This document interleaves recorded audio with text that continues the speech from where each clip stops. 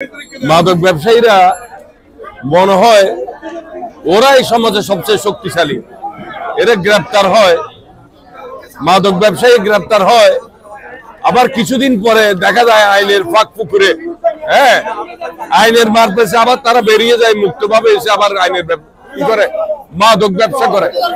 সেই জন্য আমাদের এই যে প্রশাসনকে আইনি প্রক্রিয়ায় এই যে মাদক ব্যবসায়ীরা একবার ঢুকলে ওদের শাস্তি নিশ্চিত না হওয়া পর্যন্ত তার বেরোতে না পারে, কোনো জামিন না পায়, এই ব্যবস্থা গ্রহণ করতে হবে। এটা হচ্ছে আমাদের প্রথম, আমরা মনে করি এই মাদক ব্যবসা বন্ধের জন্য সবচেয়ে বেশি সময় উপযোগী পদক্ষেপ হবে বলে আমি মনে করি। এটা বাস্তবতা। মানে এখানে শিল্পী মঞ্জু লাগিয়ে একটা এরা গ্রেপ্তার করলে পুরো সমাজ শান্তি হবে। এদেরকে আপনি গ্রেপ্তার করতে হবে।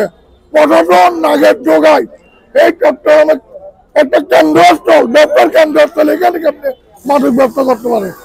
আগামের মতো একটা সন্তান মৃত্যু বলে ধরে পড়েছেন, এখানে অনেক আমাদের সন্তানেরা আছে, এরা এদের মতো হইতে পারে। সেই জন্য আমরা প্রশাসনকে সর্বোচ্চ সহযোগিতা করবো, তারা যাতে এই যাদের নাম বলেছি তাদেরকে যাতে গ্রেপ্তার করে এবং এলাকাবাসীকে আর ধন্যবাদ জানাই। সচেতন নাগরিক হিসেবে তারা এই মানববন্ধনে এখানে আমাদেরকে সহযোগিতা করেছেন। ধন্যবাদ আপনাকে। আপাতত আমরা আইন শৃঙ্খলা বাহিনীর পদক্ষেপ নিয়ে আমরা সন্তুষ্ট। আমরা বলবো আইন শৃঙ্খলা বাহিনীকে আরো একটু জোরালো হয়ে মূল গডফাদারদেরকে গ্রেপ্তার করে যাতে এখানে আর কোনোদিন কোনো এই ধরনের ব্যবসা না হয়, মাদক ব্যবসা না হয়, এই ব্যাপারে পদক্ষেপ নেবেন।